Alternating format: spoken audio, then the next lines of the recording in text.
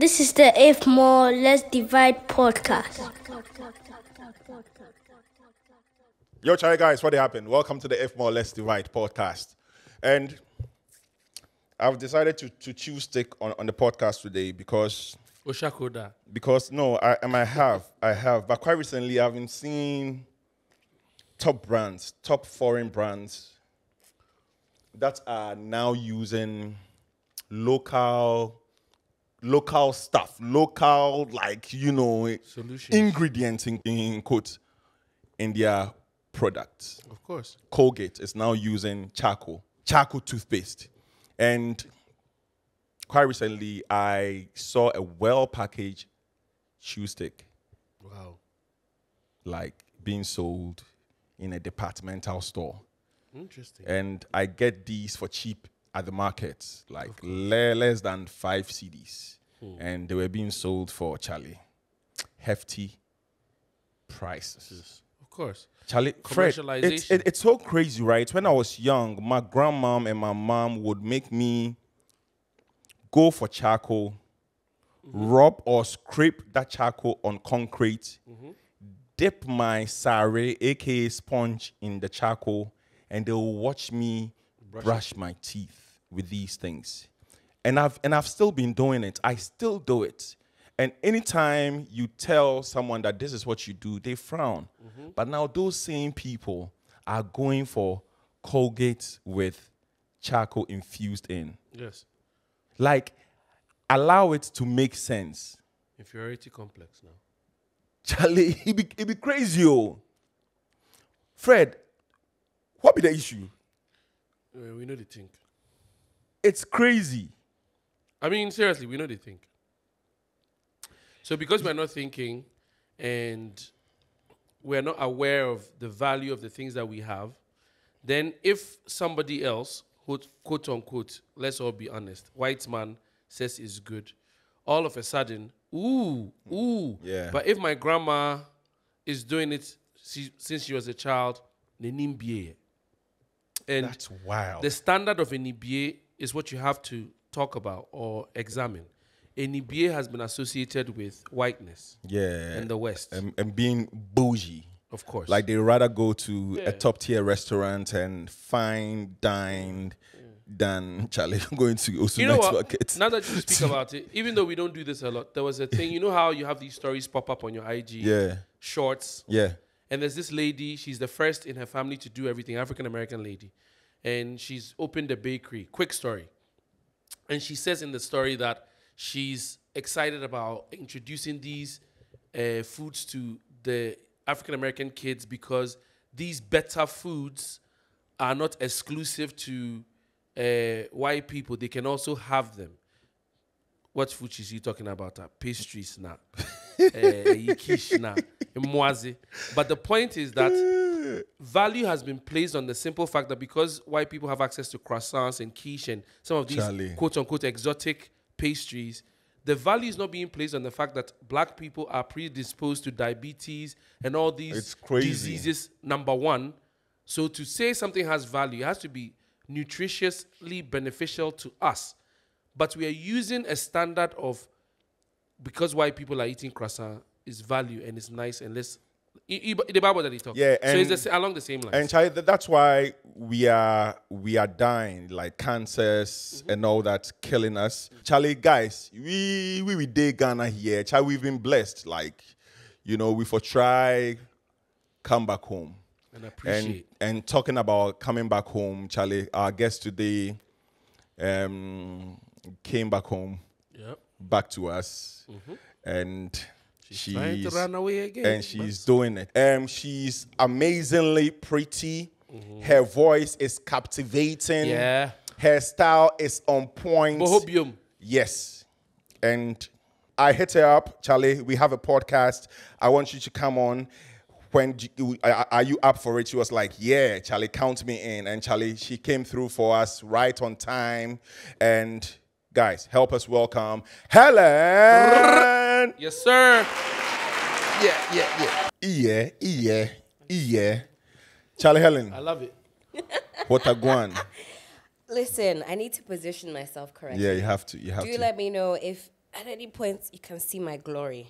Highly necessary. Yeah. I can't see. Why? Like, do you want us to see, or you don't want us to see? No, I just for the purposes of The viewers. decency. Okay. We are very indecent. But we are cool. So You're cool. You're yeah, okay. we are cool. All right.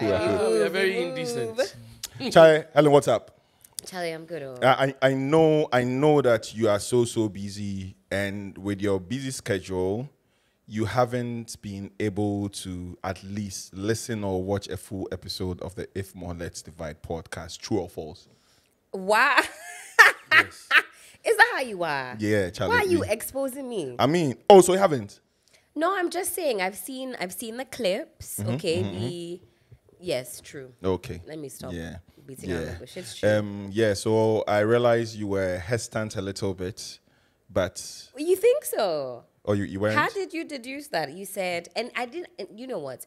I learned a top tip recently that you Share. need to appear more busy than you actually are. Soon as you said come on the pod, I said cool. When do we? I should have stretched it, Kakra. That's true, Mom. You That's feel true. me? Chai. Is that Shout, good shout. advice? No. You don't think so? I just think you should just be who you are. No. I used to do that. Be myself. Be yourself. And funko baby. Really? Maybe in Accra. Maybe in Accra. Listen, you have to work with tactics, antics. But they're all packaging, not same for them. Make you know It's true, true. Packaging are still struggling like me, no. So But I thought it was a good-ish tip, right? That you don't appear too available. Stretch on cry, like, you know. But what if after your first stretch they go like, okay, cool, bye, Boss. and there's more money? So you think it's risky? To, Yeah, like, it is. stretch? It could be. I mean, maybe say instead of picking up on the first ring, pick up on the second ring. If they say, are you available on Monday? So even though you're available, say, no, actually Wednesday, Thursday works a bit better. Maybe Friday, I'm super busy. I love this conversation coming up randomly because my thoughts about, even in romantic interest, people try to tell you, oh, you know, don't be too eager to respond. But that's and big all of facts, that. though. I mean, and I'm experiencing that live as we speak now. Oh. So I'm wondering to myself, should I have listened to those quote unquote? No, expand, though. I want to follow along. Somebody's stretching you currently. It's not stretching, it's over. But the point is that I always said that if I'm interested in someone seriously, I will let them know. Yeah. Otherwise, I'm only here for, fun. But Fred, have you ever been stretched? I wouldn't say He's a that. Ghanaian man interacting with Ghanaian women. Of course, he's Which been is why stretched. I'll say no, because I avoid Ghanaian women. Me the Oh, what is wrong with Ghanaian women? Are you serious? Yes, please. You avoid Ghanaian women. You're I not mean, avoiding them hard enough. The Fred. ones that like typically, no offense, typically grew up here, thoroughly and no exposure. Nah. Helen, Charlie, we thank you for coming through the podcast, and your voice is undeniably amazing and heavenly. Sultry. It's soothing. Oh, thank you. Have you ever been like? Do people talk about your voice a whole lot? They do. They really, really do. And Like the listeners what- will call and on my birthday, I got a few messages from listeners, and everybody said, "Oh, we love your voice. Your voice gets me through the day and through the night." I said, "Okay." For someone with your voice, Chai, this is the first episode ever after 50 something episodes that we are talking like this. But I'm sorry, I have to ask. For people with your voice, right? Yeah. I always, anytime I hear you speak, I always imagine how it will sound like when you moan. Oh. That one, she's an expert. From To be very judging by her honest. tweets, please Yeah. get into it. Like, What? to be very Wait, honest. what? Yeah, like I always imagine how would it sound like when you are moaning? Because if this is your normal 9 to 5 voice, Yeah. then imagine your 9 to 6 Please don't a.m. look voice. at me. I don't know what you sound like when you know. So please, is it different when you moan, or you sound 3 times better? Do you know what? I actually like to talk. Jesus a Christ. fair amount. And it's usually about like my day. Yeah. I don't know if that's During- weird. Like during. Oh wow. Yeah, I'm like, what kind of See, day have you Ghana had? girls born and bred here. Oh, Listen to the Jai. politics. Charlie, Yeah, but depends. Not everybody gets it. Yeah. After a while, it's like me. If you give me chance, I'll get into politics right now. Yeah, so well, I know. keep it We measured. are going to get there. Yeah. No, I'm talking about in the bedroom. Okay. So it's usually things like, how was your day? Yeah, but And tell as me about she's your in day. action, she'll As talk I'm about in politics. action. And so I don't go for too long, but I'll insert how's your day been? Tell me about your day Really? and things like that. Do you I feel do like- like a lot of talking. Do you feel like it can make the guy feel like he's not doing a good job enough? Because I'm not distracted. Yeah. Like I said, I don't talk for too long, but it seems to get things in motion. Yeah. Because when we're young, there was this story, Michael told this story that this guy thought he was doing. For men, we're cultured or socialized to believe that when you're doing a good job, the woman is in disarray. And so the Yes. opposite of disarray is she was reading the newspaper while the guy was working her. didn't lie. Like, almost like, they do nothing. He didn't lie. It make like, if they do this, if they read newspaper, bro. Oh wait, was she reading it out loud? No, I mean loud or, silently, because that's also another little like thing, right? like a quirk. a little kink, right? So you can try this with your partners, whatever it is. Partnerless, but Partner. Okay. So you take turns in like reading something whilst you are pleasing each other. Whoever lasts the least in terms of being able to read out loud, like loses or whatever the case may be. So you're Hey, attempting to Charlie. read an Loses article. concentration, Loses basically. concentration. I like that. It's a lot of fun. So pick an article or a book. It'd be interesting, girl. I knew that Ellen coming on this podcast is going to go south South. and down south. down south. And there we go. Chai Helen. Going down, baby. Wait, I who's like gonna that. try it though? Are you intrigued? If you give me somebody, me, I'm gonna try. Yeah. Right now, they Freddie, might- you did feel like you always. But it doesn't sound like Pretend. something that you could get into. Like you're reading Yeah, something I want to and try then that. Like as I'm receiving, you're then you're I'm reading receiving- Shakespeare. yes, and then see how long you can last for. Gemini, behold. Where art thou? And Shakespeare was a Succumb. freak. Speaking of Succumb. Shakespeare, Succumb. Shakespeare once said, he said, graze on my lips, and if those hills be dry, stray lower where the pleasant fountains lie. And also, Shakespeare said, succumb. Sa- A For the freak. slow ones. R.I.P. Shakespeare. Helen, Charlie. Now back to serious matter. Charlie, this is the first time. This is the most random sexual innuendo that's happened on this. Ever. Helen, this is what you've brought. Yeah. Yeah. When I had to buy a silk shirt.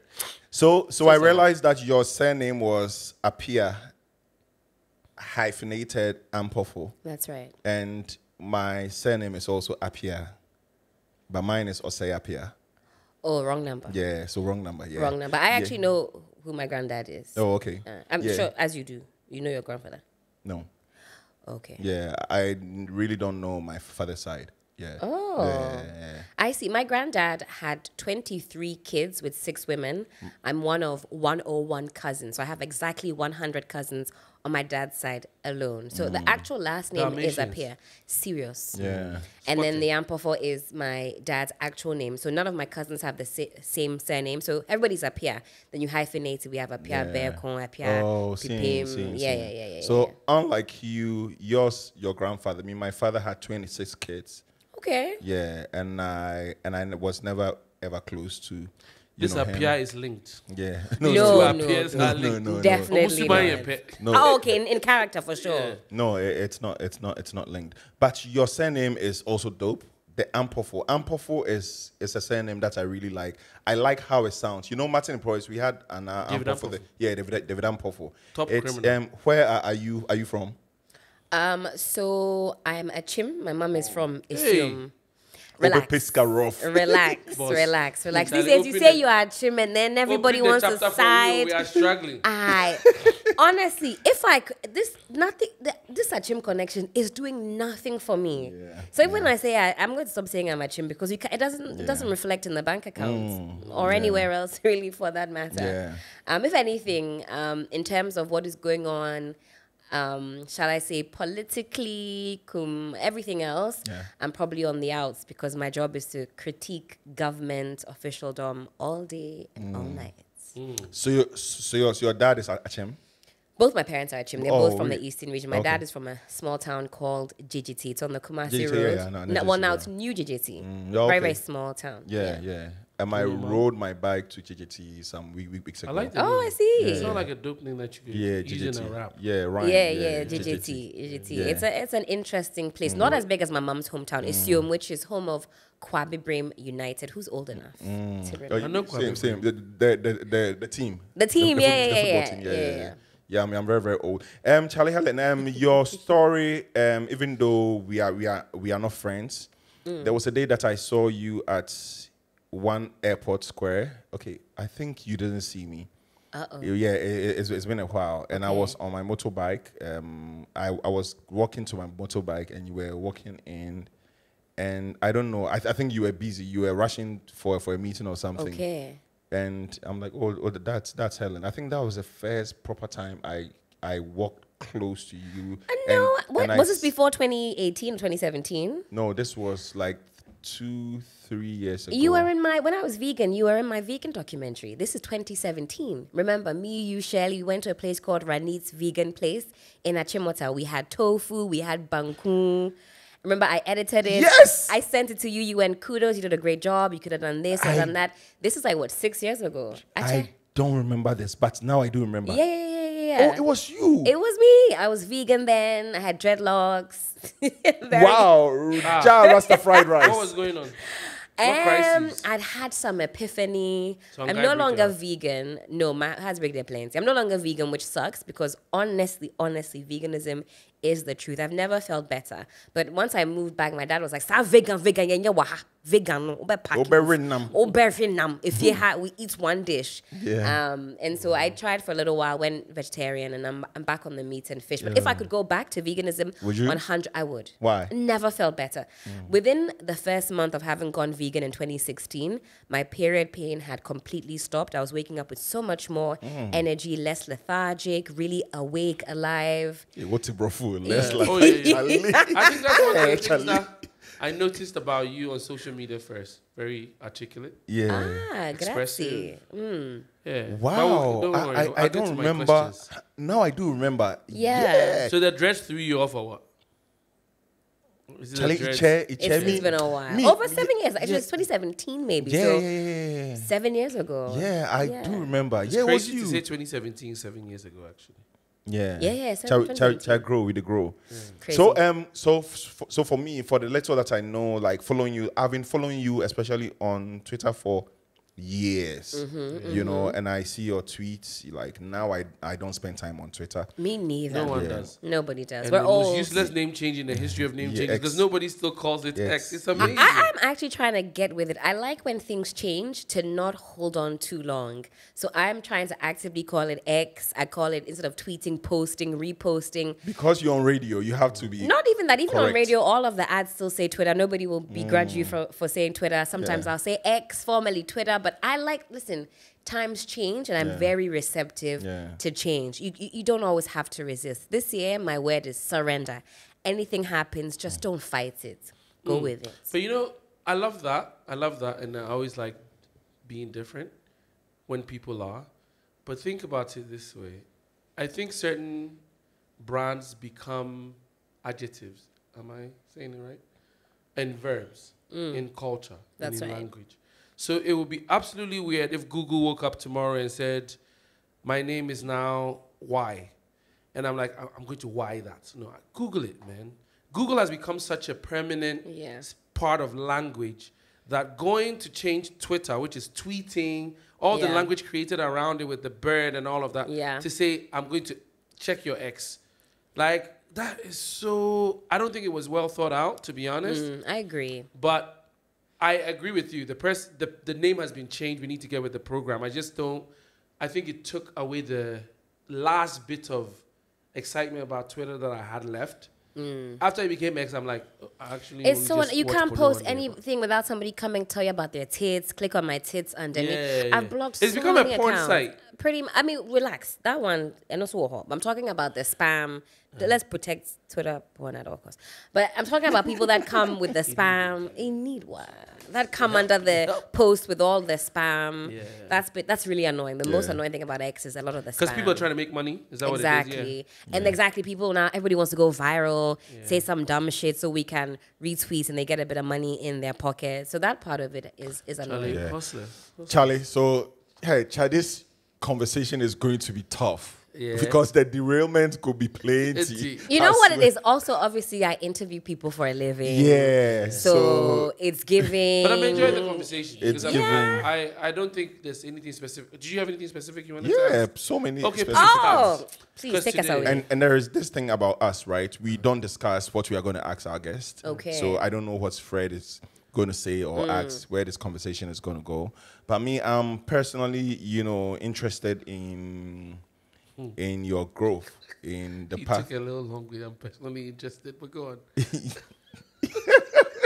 Oh, Fred, come on. Yeah, I'm personally interested in your growth because it's like I've been watching a film. Oh. Because I've been following you for a long time. Yes. Okay. When you were okay. in the UK, Yeah. you and this lady Koshi, Yes. you used to link up a whole lot. She used to live a couple of I streets away. remember a tweet that you made from back in the day. I think you were at her door or something. She came to and- visit yeah, me. something. I remember She had that an tweet. old car at that point. Yes. So I was kind of like waiting for her to pull up. So I was filming her. I just wanted to get her remember coming up. that tweet. And then she pulled her brake. And true. Viral. I remember that. Yeah. Yeah. So before I come to my main question, how has Twitter helped you with what you are doing now? And we are going to come to what you are doing now later. But how Yeah. has Twitter helped you with what you are doing now? I think Twitter has essentially given me a career, right? So growing up, I didn't really know kind of knew what I wanted to do. Yeah. I was only really good at English. So I got an So, A. that That was the only thing I really did. They say a war. Oh, More yeah, than the at the honey. Moving on. So I remember I got an A1 in English and an A1 in English Lit. And in my year, Wesley Girls, there were only 9 people that had done that. Something along those lines. Oh. And then I ended up, right after SS, going back to the UK because I was born in London, moved back to Accra. But, Accra really is home. Yeah. Pretty much grew up in Accra. Yeah, but we just like your backup paradigm. Yeah. And then, so where was I? Good deal Yeah. after this. You moved to the UK. Okay. So then, wait, where was I? Yeah. You went to Wesley Girls. Where's Wesley got it? So then you went back to the UK and then started uni shopping, if you will. And with the grades I had, they were like, well, you'd be good at English, but the job prospects was giving English teacher after that. Now I would have loved to have been an English teacher, but at 18, because I went to be an English teacher, especially from where I was coming from, this jurisdiction, I saw how, teachers don't really make a lot of money. Yeah. And I knew it would be different in the UK for sure. But even there, they don't even make bank like that. Yes. So then my parents said, okay, well, law is a good door opener. My dad is a lawyer, is a barrister. So you know how parents are like. Why did you never consider that? I went to law school, did the full thing. So I ended up not doing English for my LLB, did law for my LLB. Then I went to London College of Law, did my legal practice diploma. And the only thing after that is to do a 2 years training contract in a law firm, and then you're a fully fledged lawyer. So I did all of that, passed my legal practice diploma, got a certificate, but I hated law school. And once I was done, I was like, maybe I'll do some quasi-legal work. So I trained as an adjudicator. And those are the people that help you to not go to court. So arbitration, adjudication, mediation, kind of found some interest in there. And then, worked in the city for a little bit. And then I met somebody. I met a guy, Ghanaian guy. We started going out long distance for about 1.5 years. And then the parentals, they're like, well, where is this going? Is this going somewhere? At the time, I thought it was going somewhere, or that it would go somewhere. So I thought, you know what, fuck it. Let's move back to Accra. I also really wanted to give media a chance. I'd been on Twitter cutting up for a couple of years, and everybody said, oh, I think you should maybe do something on TV. You're super funny. You have a good personality. And I thought, you know what, bet. Mitiobi Chrome. And And there's something very subtle about British racism. It's very insidious. It's their be, it's not their be. I remember where I worked, the secretary there made way more money than I did. I don't think she was a graduate. It was like little things like that. Yeah. Small microaggressions. I was like, you know what, let me go home where maybe the opportunities are easier to come by as far as TV entertainment is concerned. But also I had met this guy. So, and it's 2 for 1. Where is he now? Girl, within 5 weeks of me moving back to Accra, we were done. You know, it was clear that this was more convenient for him because I was far away. He could live his life. You know, you see each other 2 weeks, and it's explosive, it's exciting, but it wasn't meant to be. And so once I'd moved by January 2019, by the end of January, we were broken up, and I was like, shit, I've sold my car, I've quit my job, I've told everybody I'm moving back to Accra to not only pursue media, but, you know, to be with my boo, and hopefully we're going to, you know, be together Ghana forever. boys. So once that was to be good in over, mass. anyway, he's apologized some however many Oh, years Charlie. later. Oh, Fuck an apology, Munfancheno. Never. I mean, once that was done, I mean, like literally once we were done, he never checked up on me. He said, this Accra that you moved to, did you die? Are you okay? And at the time I moved, I was pretty much by myself. My parents weren't here, and I really needed the support. So I was like, fuck it, let's go. Jokes aside, I was taking it lightly because I was going to make light of the situation, but that's heavy. It was at the time. A lot of 5 years have passed. And to be honest, if I'm being truly honest with myself, of the 2 things that I came home for, deep down, I knew I really wanted him as a catalyst to come home. I was doing okay in the UK. I was making good money. I'd bought my first car. I was living okay. And I knew my parents would ask me, oh, but yeah, then what media? And I mean, the kind of pressure they gave me in the first year was intense. But I knew parents want you to be married. And if I add the romantic angle, they're like, yeah, actually, come here. I'd get their support easier. So once he was out the picture, I was like, you know what, fuck it.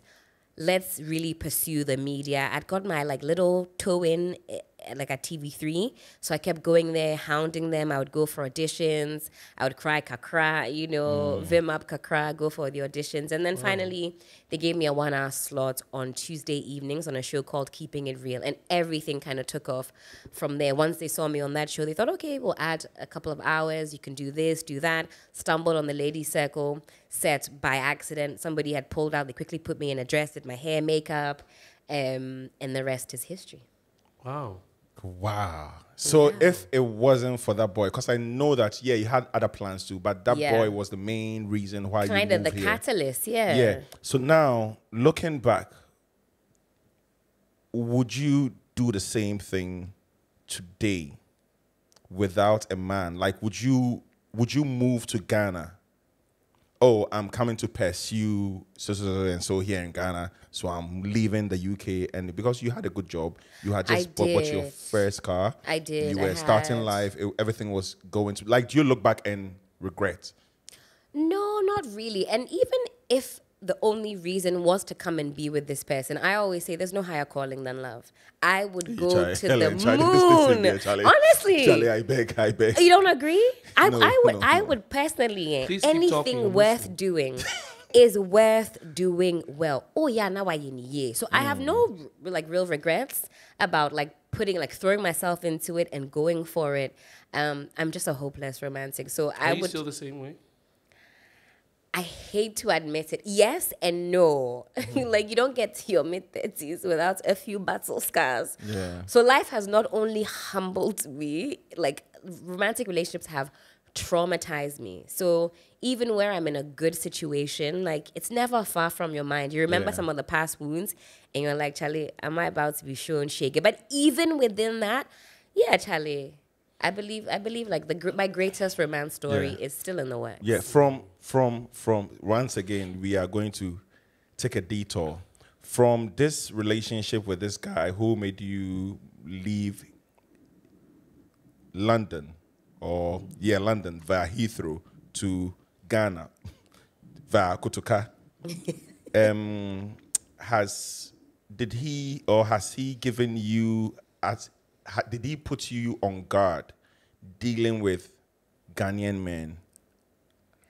Or you still go like, okay, let me give this a chance. Let me just throw, caution to the wind and just go with the flow. Or you're always on guard, like, what's going to happen? A little bit. I'd like to think that I'm in a nice, peaceful Yeah. situation at the moment. I won't elaborate. But even then, there are days when, like, I'm just there and it feels like I'm tweaking. Nothing has happened, though, but it's just maybe trauma just coursing through your veins. Your adrenaline is high. You're like, nah, this person is doing. They've been on their best behavior for over a year. And Next month, they're going to fuck up, and ABC. it's such an Older or awful place. Yeah. They're same age, only slightly older. So a little bit, So a it's little there. bit, It's there. a little bit. What I say to people like QS, you don't have to keep one egg in the basket. Facts. You always have to have 2, 3 in the basket. And this isn't wrong in any way. It's agree from with you. experience. I agree what with you you. have experienced. So you have to, okay, the main guy is there or the main whoever is there, but there are 2 people. Try to be very, very honest. It if you works. do And bonny pan or throw No, I morals agree with away. you. I agree with No, you. seriously. I agree with you. Seriously. And anytime I tell people this, they go like, Mutombo, why you pa? But I mean, you're tell not suggesting that, for example, say by dating everybody, you're sleeping with everybody. And even that, who am I to judge? That's your own thing, right? But I mean,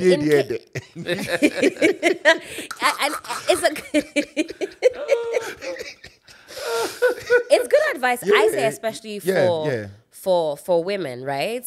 Keep your options open-ish, Exactly, right? yeah, Open-ish exactly what I'm saying. until it's, you're locked in a situation that is, I guess, that it is committed. And that's why I was saying about, like, not being too available. Sometimes as human beings, and think about it from your own perspective, if somebody's always available to you, they always have time for you. Yes, it's a good thing, right?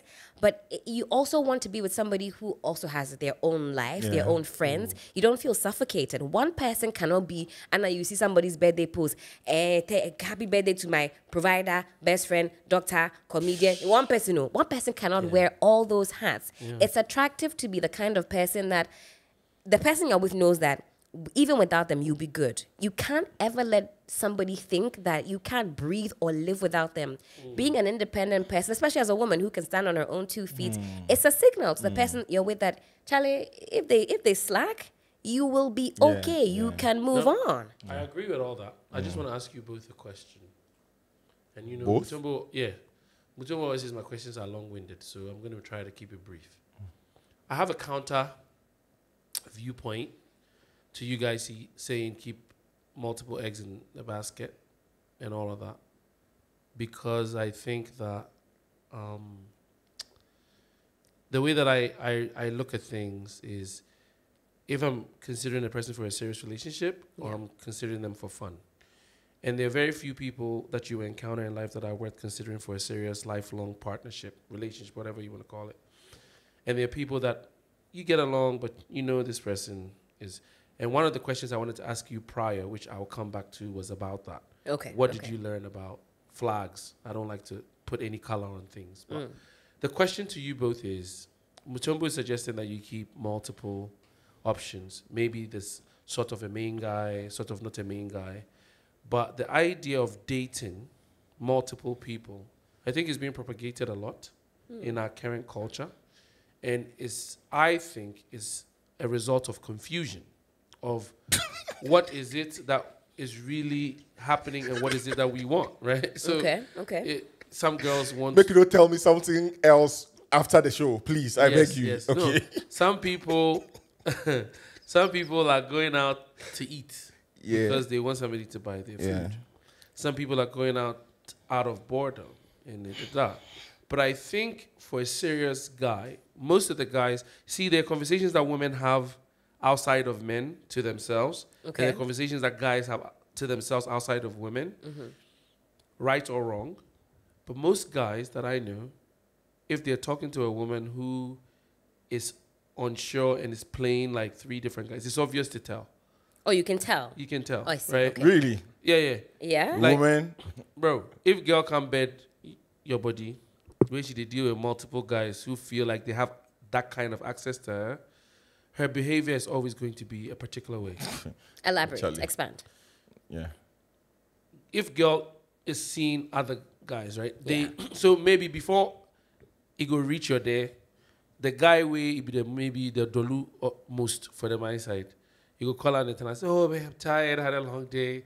Today I'm probably going to go to bed early, right? That be the one you chuck out for one corner. So the guy no go text because he ain't making himself gentleman. I don't want to bother you. Jimmy for no corner, right? Then there's the other guy who they give a fuck. Even if you catch you, they give him, makes you feel. So he's just, oh yeah, tonight I really love to see you tomorrow. I can't wait to see you. Go set him up for the next day. Make the guy know say tomorrow what I'll do to you.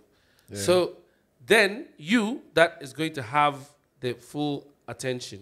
He will come then day plus you. But during that time, the phone, as we have it now, technology-wise, is indicative a lot about character, in my opinion. Somebody go watch in phone to regulate and monitor that. Is there something going on or not? But it's the way that they carry the phone. Face down, to the side of the bed. If you didn't read, Shada go do like, he didn't want to hide from you. The pros, like he didn't hide from you, but he go do like he did text. I'm just saying all that to say, when you are in tune, a guy, and you're discerning, you can tell when somebody's focus is not absolutely on you because they are not always available to you. And the theory then comes out to say, don't make yourself too available. But my question to you guys is, if I like you, let's say I like Helen now, and I want to see you, I want to hang out with you, and then tomorrow I'm like, oh, hey, what are you doing for lunch? Let's go grab lunch. And we go do that. And I like you still, and the next day I want to go to dinner. The moment that you start being, oh, I'm not available Thursday, like, what kind of scheduling conflict this? So I'm always going to think, oh, come on, man. I saw you Monday. Now you're telling me I have to wait till Friday to see you. This girl has something else going on. It cannot be that she's that busy. Because if I like someone and they want to take me out to dinner, but I can't make it, I just be like, no, I don't feel like going out tonight, but just stop by the house. Okay. Because I want to see you and I want to spend time with you. Right. How do you guys feel about the uncertainty that we all have to deal with? Because we're dealing with people who are keeping their options open and they're trying to explore and they're not trying to be exclusive, all in the name of trying to protect our emotions and feelings because we don't want to be hurt. So, should I go first? Please do. So first of all, my phone is always face down. I'm just putting this out there because I'm a photographer. Ooh, suspicious. Yeah, my phone is always face down. No, seriously, my phone is always face down. Ever since I started using a smartphone, my phone is always face down because I'm a photographer. I use my phone for pictures. And if you put it lens, like the back down, the lens tends to scratch. I'm going to use this. No, seriously. Yeah, let me write this down. I like this. You know what? This is my reason. Addressed to somebody. Whoever knows. No, I believe you. Yeah, so my phone is always face down. You will never catch me putting my phone back down. Never, ever, because of the lens. Once it'll scratch. You see that once, then your pictures wouldn't turn out because I'm an iPhone guy, iPhone photographer. Second of all, I feel that and you were speaking for the woman. Speaking for people in general. Okay, guys do the same thing. So from experience will teach you. And I'm speaking from my point. I dated a woman for 5 years. One day, she took me up a hill. I don't know where this is going, but what the hell? Listen, she took me up a hill and told me that, you know what, you can't take care of me. Why should she have to take you up a hill to tell you that? Because she lived close to a hill. Oh, I see. Yeah. She took me up a hill and told me that you can't take care of me. 5 years investment. I've done long relationships in the past. And imagine giving this woman every attention, like you're not seeing no one, you are putting everything into, like, her family, is down with you and all that. And one morning, like it wasn't like a long process. It was just one day. You know what, come, I want to see you. Took me up at the hill and told me that, Charlie, you know what, you can't take care of me. Same age as you? No, older than me by a year or two. And I had to start all over again. But could you take care of it? I mean, I was trying. So I'm not saying that it's right or wrong. I'm just saying that Was she right? Well, she wasn't then at a right place. So you're telling her the audacity of you, broke bitch, telling me, is that what you're saying? She was broke. Charlie, we were all like the same level. So wait. Yes, go on, finish. My very first relationship, another 4-year relationship. Hey, me, I do some more. One evening, she called me to tell me that, you know what? I've joined this, church, and the pastor is saying that, I have to give my life to Christ. And before I give my life to Christ, I have to break up with you. Yeah. That happens too. 4 years. Gone down the drain. After that, I'm like, yo, guy, so do I have to start all over again 4 years? Like Fred, do I have to start all over again? So I'm like, nah, let me take a plan. Why don't I keep 2 or 3? Wait, I'm talking. And by so doing, that would even help you to eliminate by rough tactics. Okay, Charlie. And by so doing, right, Fred, you go know where you are going. You will know what you want. You will know what you want. Because it's not that one person kind of thing. You are having 3 experiences. You are dabbling. You have something to compare. Yeah. I mean. So me personally, like now, if you are single and searching, I would say never ever go out on dates with one person. Go out on dates with different people. To be very, very honest with you. And you would know who is the right fit for you. Helen, I know say you want to attack me. The floor is yours. No, not at all. But in regards to this 5-year relationship, I think for you at that time, if you were dating multiple women, it would have put you in an even more deadly financial situation. Charlie, so in that respect, yeah, okay, fair. You see but what those I'm saying? days, then now we get lyrics. Okay. Yeah, you bet me on my lyrics. You see, the upper say credit unit upper say 13 money. Yeah, Right. yeah.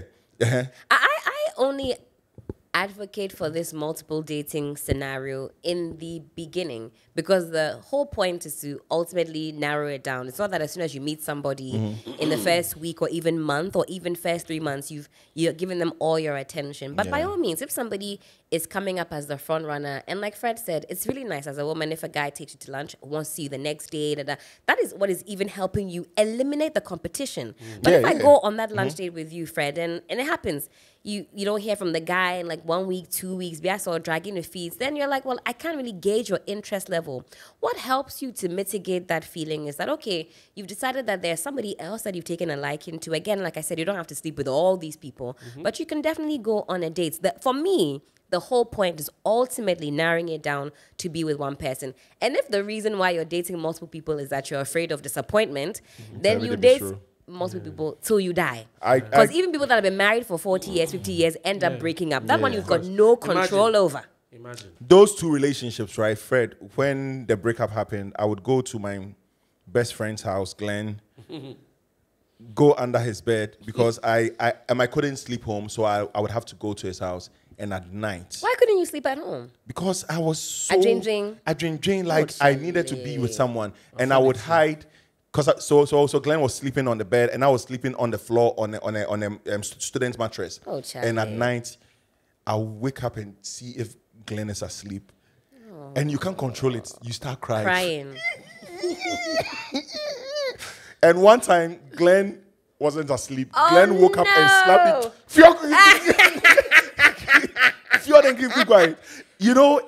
We all need a friend like that. Like, when I was going through this breakup with this gentleman in 2019, Kushi's one of my good friends. She was like, "Hi, Kush." Kushi was like, "Charlie, I know you're going through it," but she said, "Niggas break up every day, B." Exact words, and it gave me some vim. I was like, you know what? Niggas break up every day. We move. Then you need a friend like that. Then you go home, then you cry. Cry small. But I remember what Kushi said, and I'm like, you know what? Vim. So Helen, back to how was it? Like, was it difficult, like, moving back to Ghana? You had obviously been away for a while, moving back to Ghana and finding job. Like, was it difficult? Were you able to, you know, Oh, go through it? actually, that's it. The first job that I had in 2019 was in some awam marketing company in East Legon. I actually got my money stolen on the second day from the IT guy. So Accra. I worked there for 1 month. So he had my laptop. He said, "Oh, let me connect you to our intranet." It's an open plan office, right? So he's sitting behind me. My back is to him. He has my laptop. He said he's just connecting me, so I should just relax. Da da da da da. Cool. I'm sitting there. Then I get a beep on my phone. Beep beep beep beep beep. I won't say his name, but so and so has sent, you've sent so and so £70 or however much it is that he sent. And it was himself. pounds. It was pounds. Because you had just come. I just come. So my PayPal was always logged in. I was the only person who ever used my laptop. So you know how you have your passwords auto-save for almost everything. I had it for PayPal. So, but I also had my alerts linked. So as soon as he sent it there, it came on my phone. IT guy did this. IT guy says he's connecting me to the intranet. So I should just chill out. By fool. I don't know what he was thinking, especially because he has his picture as his profile photo on PayPal. There, boom, with his full governmentals. So I see this on my phone. You have sent so-and-so 70 cities. I say, $70. 70 pounds. Not even cities. I say, okay, no problem. So I get up and I walk over to him and I said, "Boss, you have sent yourself some money. We can do this the cool way. Or I can fuck up the whole office." I said, "Talk fast." So I said really calm. I said, "I don't want to make a scene. I just landed friends. I wish name back. Don't want to make a scene, all right? You sent yourself some money over. I've seen it. Reverse it. Otherwise," I said, "we could do this really cool, or I can make a scene." This nigga said, "Excuse me, do you know that are you calling me a thief?" Me say, "Bet. Say less, bitch." So then I went to the manager's office and I said the same thing to him. I said, "I want my money back, or I'm scattering the whole place. Talk fast." Yeah. They said I should cool down. They went to call one Agbe guy. He was the senior editor there. And they called the guy. Within 20 minutes, he had reversed the money. I don't know what the Agbe guy said to him, but be like he gave him some serious airway warning.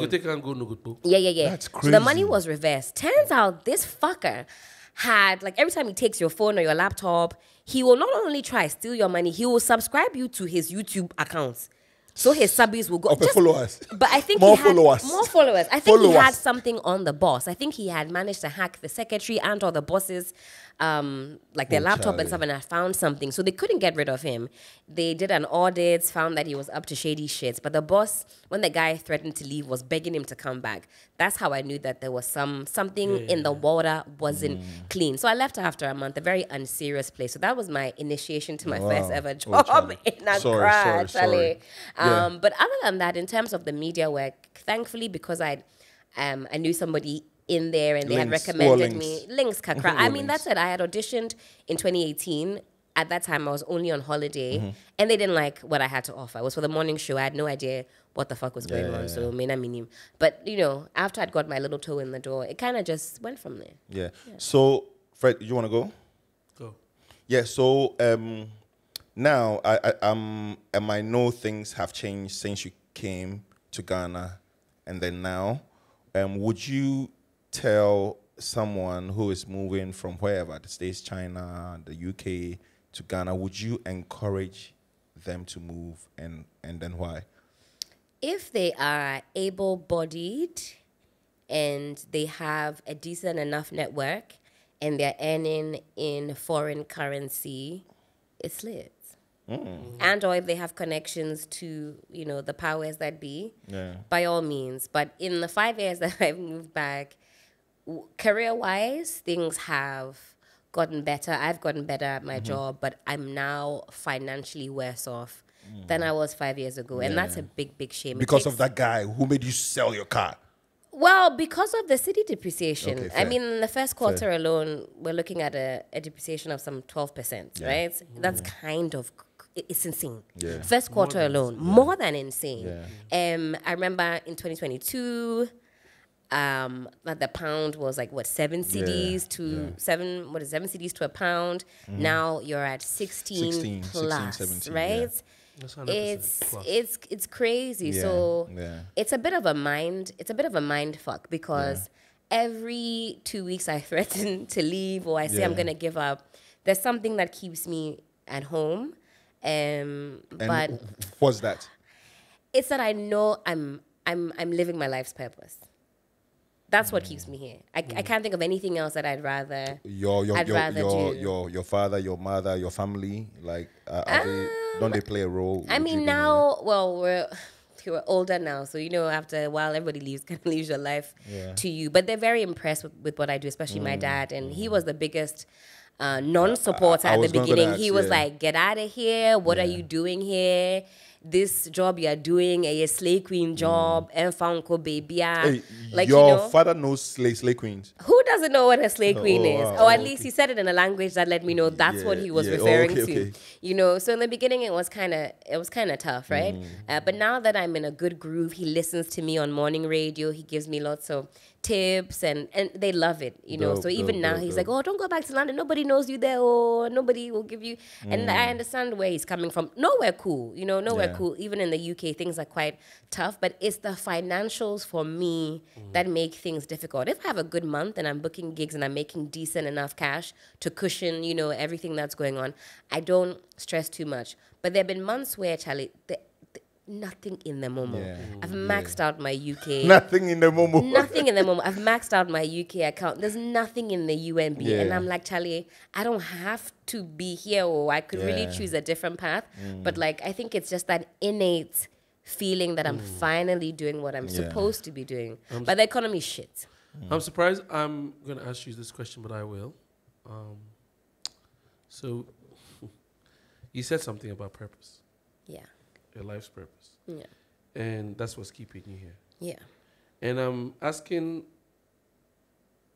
in general that those of us who somehow move back home, when you put everything into consideration about life, what it means, the universe, are we selling ourselves short? Or are we making ourselves cope with a subpar life in the name of patriotism and purpose? Or just leave patriotism out.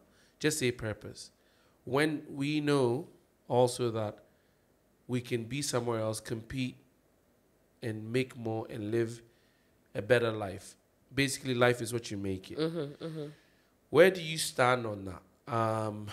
In terms of what you've chosen, the path that you've chosen, in terms of, hinging on purpose as opposed to the options. I like what you said about it. Is it something that you're doing to cope? If you tell yourself, "Oh, that's a purpose," in that respect, I don't think so. Because I'm super impulsive. I'm the sort of person, if I'm not having a good time, by force. I didn't kill Jesus. I don't have to do this forever, right? I could just pick up my life and go back and live in my parents' house in the UK, mortgage free.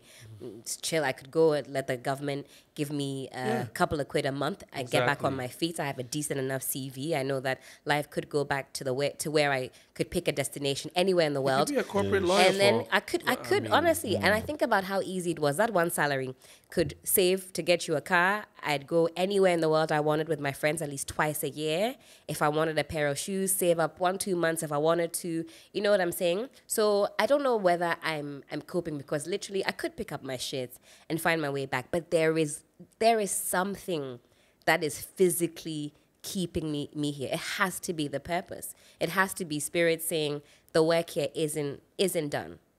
That is what I believe. Yeah. So then what does the work being done look like? Have you imagined or thought through to that point? Not fully. And also sometimes the spirits know it is telling me to go back. I can't lie.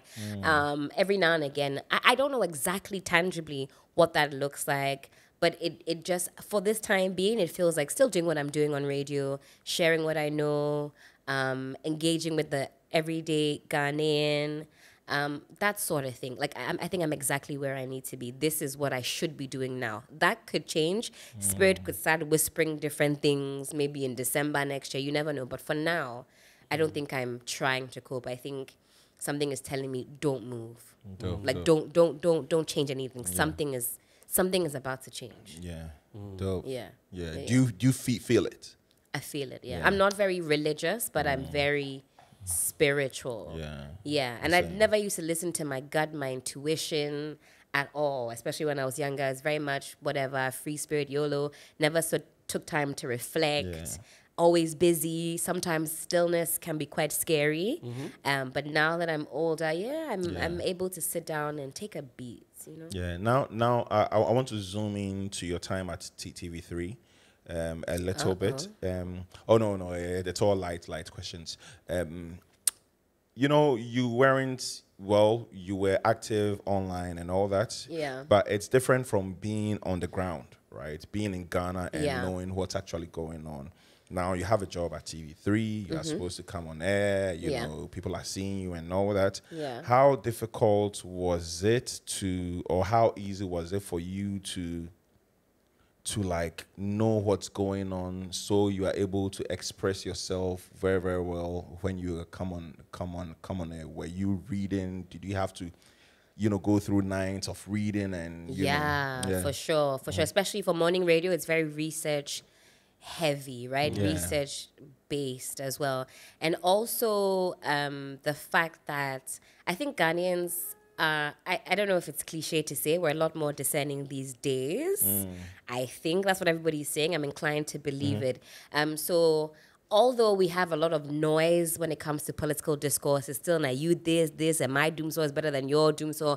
There's a drive now. There's some sort of civic consciousness that's like sweeping through the nation, especially the capital, where people not only want to hear the people actually want you to come with facts, okay? If Party A says, I have this policy that's coming, your listeners want to hear, not just opposition critiquing that, but what are some of the things that, from your standpoint as a social commentator, could make said policy a good idea? These days we're engaging with more experts. The hope is that, you get an unbiased view or opinion of some of the issues that are laid before us.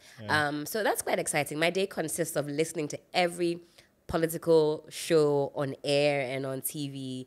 That's a good 6 hours, 7 hours of just... It's on loop. I always have politics in my ears, current affairs in my ears, and that's how I and also the listeners call in. You know what's going on for 3FM. We actually do some of our programming in the markets and in like we hit the ground.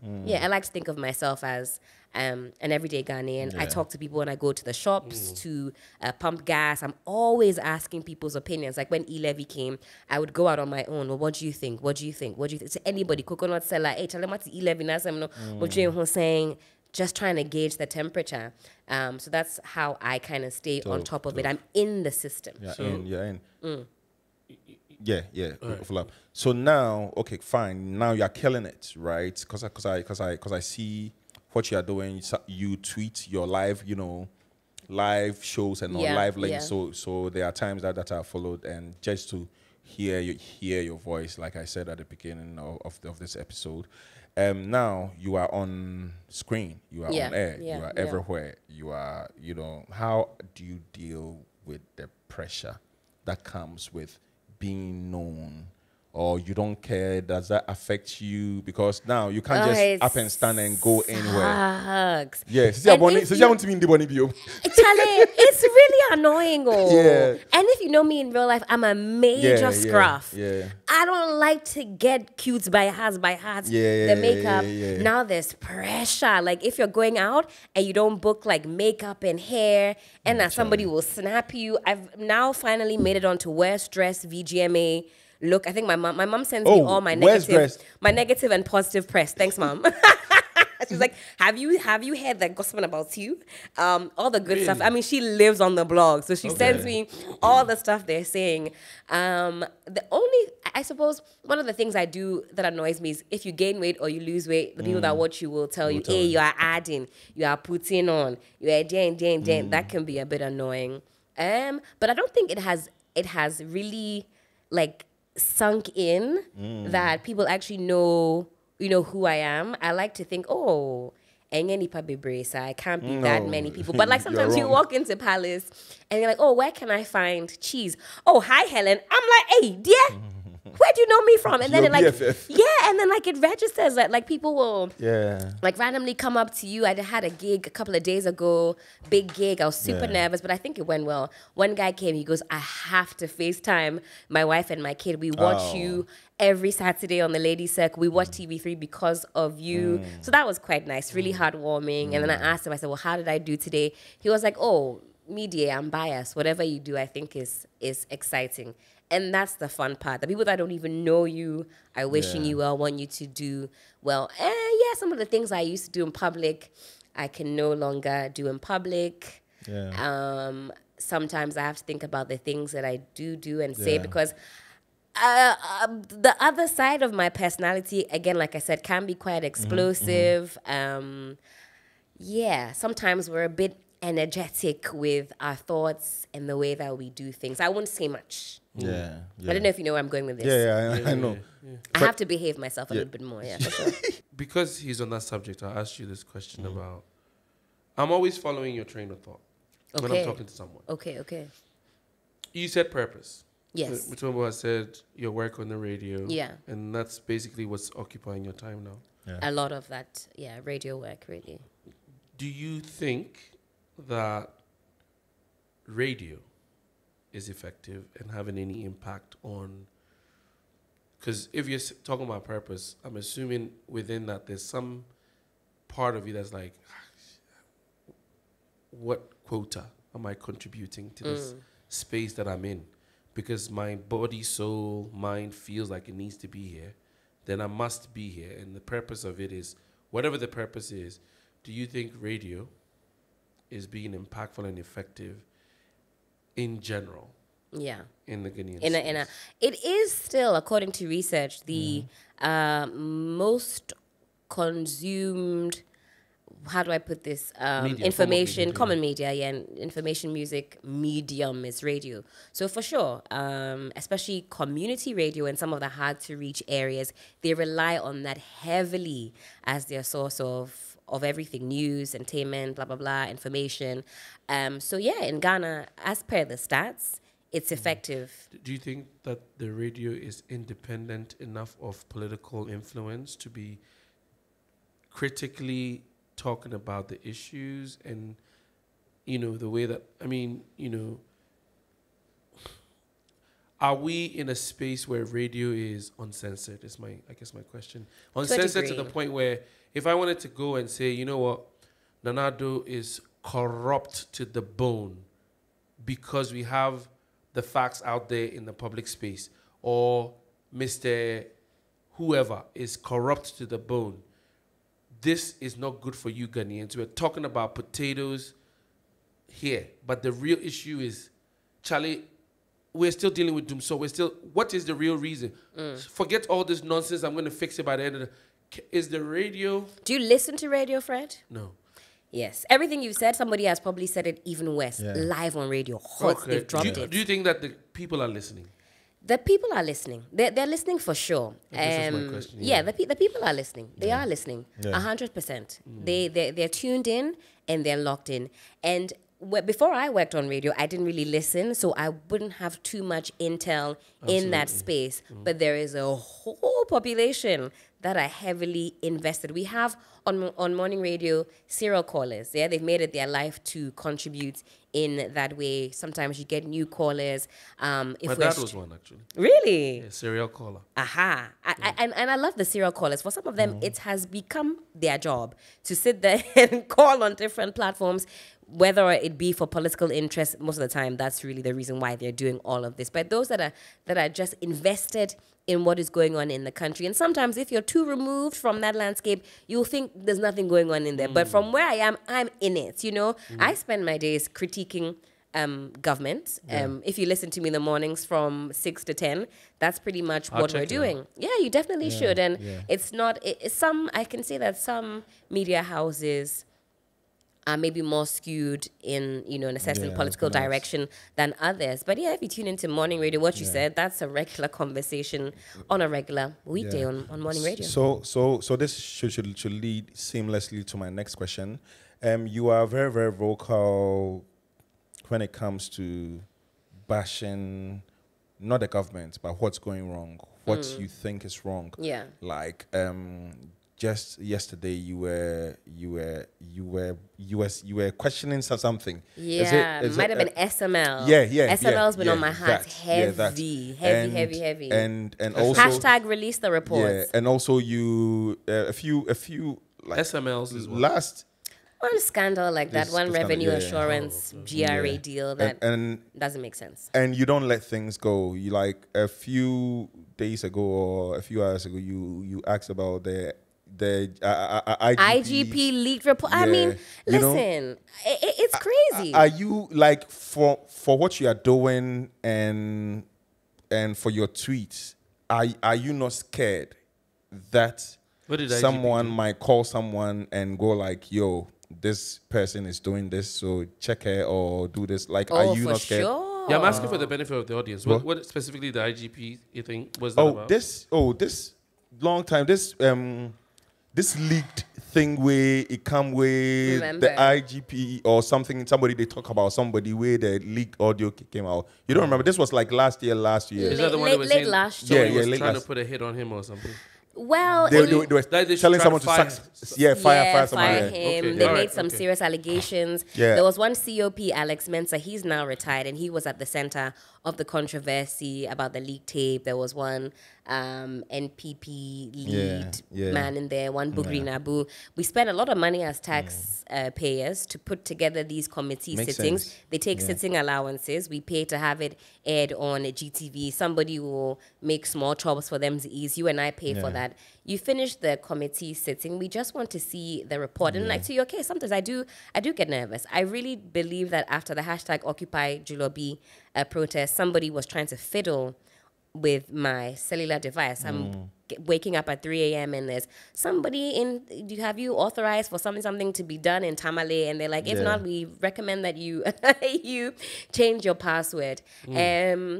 I sometimes do worry about it. Intimidation tactics are never far from you if you are a journalist or you're in this space doing this particular work. But I think we also have to get to the place where as citizens we're empowered, right? Yep. I like showing up on morning radio as myself because we need to also dispel this idea that it's a certain type of Ghanaian that can critique what is going on, right? I don't know if as Ghanaians we realize how powerful our voices are as a people.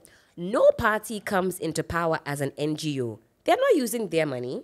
Everything is held in trust for the people. The resources, the water, all of that. It's your taxes, our taxes that they are using to do. It's not their money. So this idea now, honorable. I think we should do away with that silly. And the honorable, you only really have to call them that people. in the House of Parliament. That's the only real rule. Outside of the House of Parliament, you don't actually really have to, right?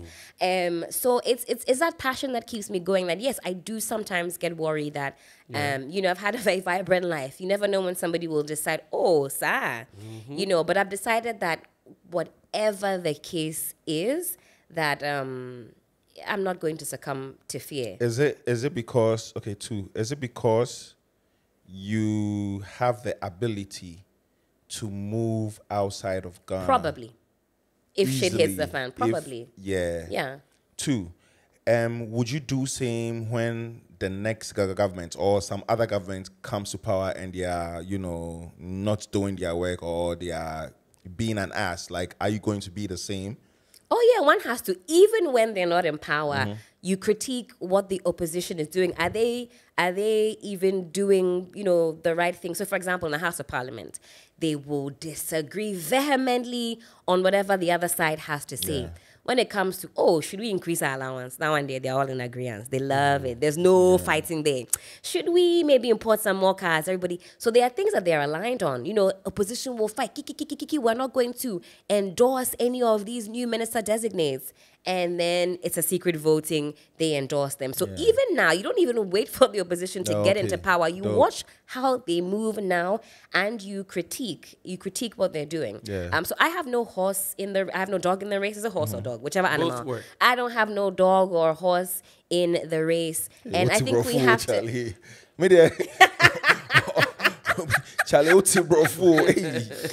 so no dog in the race. And so for me, it's not it's not a big deal at all to be. In fact, if the opposition is really coming, like a lot of people seem to think they are, they should be prepared for all the they'll be smoke. shocked. Same way as the incumbent now is having to hear all the things that they said. From in opposition, everybody has the best ideas. Everybody knows everything. I always ask members of parliament, the MPs, I ask them, is there some jujube in the House of Parliament that when you are a standalone as a person, you have all of this conviction, all of this, whatever it is that, I can do this. And you enter the House of Parliament, even the young, promising, vibrant ones, they change. I always ask them, is there something that goes on there? And they'll tell you, Charlie, money. Yeah. It's the Parliament is a whole different. They have their own something going on there. You see, can I say something? And it's probably a question. I don't think Ghanaians are accountable. I'll let you speak to that because you're in touch with the masses more than I am. Your platform allows you to interact and feel and hear. Like you said, some MPs, they sound very optimistic about what they can do. Yeah. And then they change. And the incumbent party is doing whatever they're doing. But you're middle... you're old, you're young enough, but also old enough to know Ghana through the spectrum of its progression. Yeah. And if it wasn't for our phones, technologically, I personally don't see how the society has actually progressed. In terms of quantifiable, I can do this, I can go to school, get a great degree, and just be hired off of the strength of it's not a meritocracy. Yeah. That's what I'm trying to say. Right? Yeah. So these people are doing a dance around each other. Take enough, go away for 8 years, committee this, committee that, committee this, committee that. Yeah. The accountability I'm speaking on and asking about is, what is the solution to when a problem comes? Because the media houses are on their case. Let us see the results. Yeah. But do we have examples of consequence and therefore accountability in this country where if you've done something wrong and we've paid for the committee and the results say you did something wrong, how many people are paying the price for what they did wrong? And if it's 1 out of a million, then we know it's a gig. But I want to know your thoughts on the state of those things, because it seems like we have a system, a routine. Everybody knows the gig, Charlie, Mumayenfa committee. Look at how people stop talking about this. I forget even the name that they changed ECG to. It's still ECG. No. You know when they came into power, they changed the name. P something. That's different. So ECG was converted in their first term to something. Oh, we're talking about PDS. PDS. Then they reversed back to ECG. Yeah. That was a scandal of monumental proportions. It died down. No one in my limited access to radio information has been held accountable. Yeah. This cathedral wouldn't finish. Oh my goodness. They've knocked down judges' homes. Oh blah, my blah, goodness. Blah. They've done so many things. A Japan deal. Now I'm hearing some SML. Now I'm hearing some scandal. IGP. I mean, Cecilia Dapa, IGP. I mean, play. It's bazaar. But committee. The question is to you, but I have a theory. I just think inherently Ghanaians are complicit in their suffering. They are eager to get their chance and turn at the corruption. And that is why when you experience a young MP saying, Charlie, we can do this and we can do that, and they get in position and everybody is like, boss, we did here see we can't steal money. We can't say we can't do anything. So either you go take the money or we will get rid of you. But this is the program. That's genuinely what I believe. I kind of agree. As a people, Charlie, we're too lax. I don't know where that spirit comes from. But your first thing about are we progressing as a nation? No, we're actually regressing badly on all fronts. And sometimes as well, to cut the average Ghanaian some slack, we're living in a multi-crisis. how many scandals can you even follow at one time, even as a media house? As you are chasing another one, there are 5 more that are pending answers. that's what it's designed to do. It's you. Sometimes you don't even know where to begin. But as a people, we haven't even scratched the surface in demanding accountability. That's why I'm thinking, wait, who told Ghanaians that you're not allowed to speak freely? Even the Constitution mandates, right, that the state broadcaster platform dissenting views, views that go contrary. We have the most thorough constitution in most constitutions I've read. We have, as for Ghanaians, we have some of the best laws. Yes. You think, isn't there a law that can stop this? Sometimes you think about, governance being a continuum, and some projects are abandoned and blah, blah, blah. We have laws that speak to that. Yes. We have laws for everything.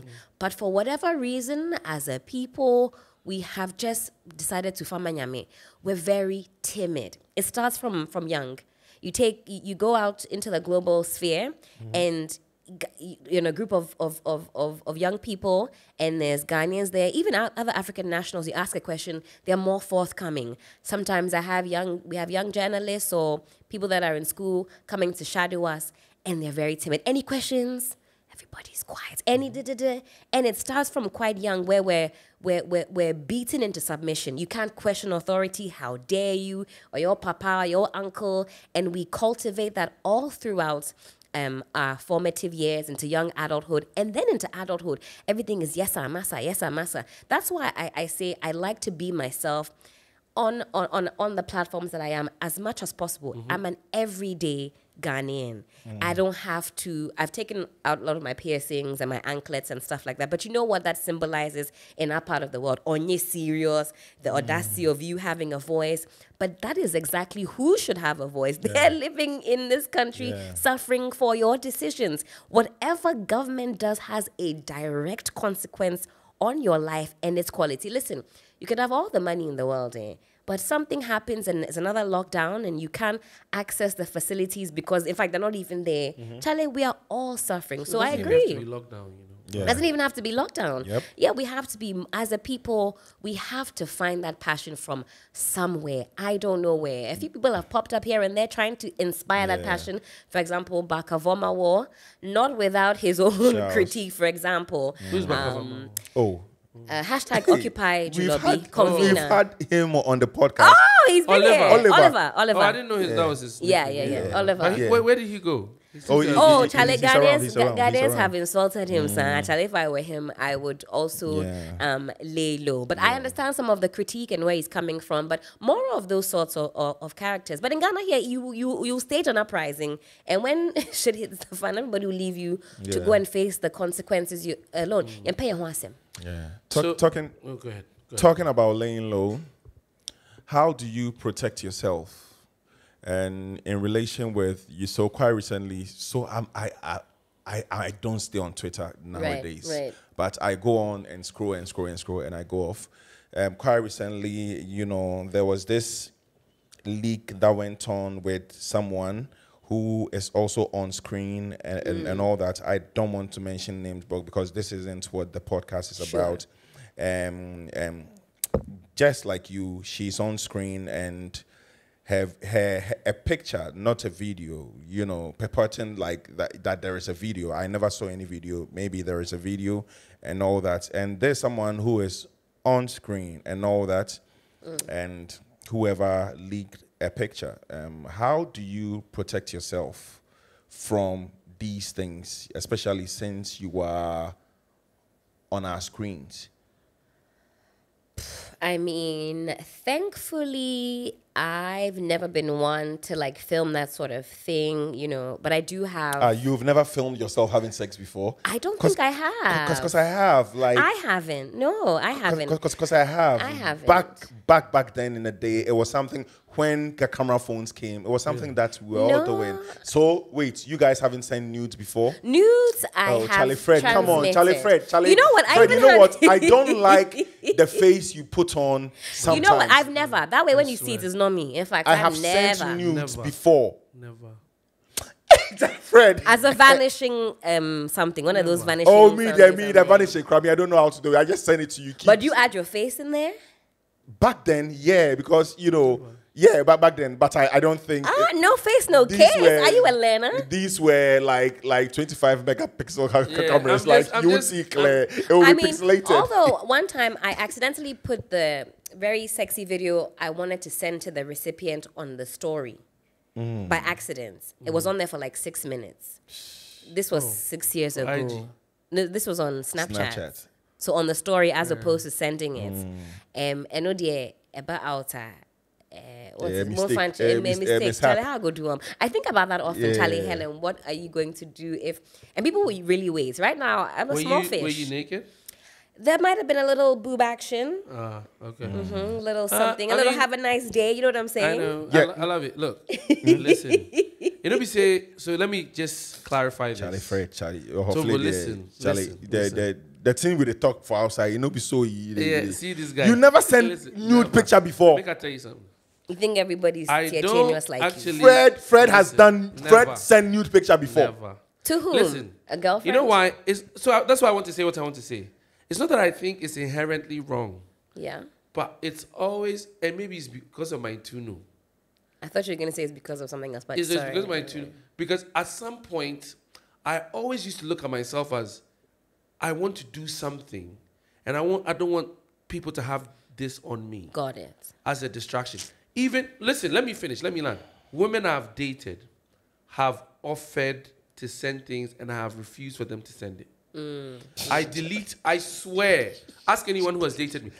This is my line of reason. I'm like, it's not they believe, but true. Any girl that I date will tell you that. It's not because I don't want to see. It's because I believe that if my phone ever becomes exposed and I don't have the presence of mind to delete photos, I have photos of my exes from 10 years ago Got it. on my computers and stuff. Not because I missed them, but because it's still sitting there. Got it. If somebody just gets access to it and decides to be, whatever they want to do, say, I have this on this person, I'm going to use it. I don't want to be that vessel. Okay, guys. Fred has never sent a nude He's before. never sent a nude. Let And us that's keep it that way. sensible. It's true. I have sent nudes in the past with a front-facing camera through the mirror. With your face through all the in vi- it. Like I've not done that in ages. So maybe that way too, I know they get action like that. Serious. Like I'll be boring person. Do you know something? In That the next too. 20 years, right? Possible. Nudes will be a thing. So you saying that, I don't know where I want to be or where I want to become. I wish I was thinking along those Do you know lines when I was something, younger, though. Helen? I told my brothers about this. They'll tell you. Truly. Like it's so, and I'm not even talking about you now. I'm talking in general. Yeah. Like, I feel we are so pretentious, and I want it to get to that stage. Because we don't want to send our No. bottles. No. I'm talking, and this will lead to my next question. Got it. I feel we are so pretentious, like especially when we are talking about nudes, talking about sex, talking about. But you know I love sex, so go on. Yeah, that one day I know. That one day, ginger.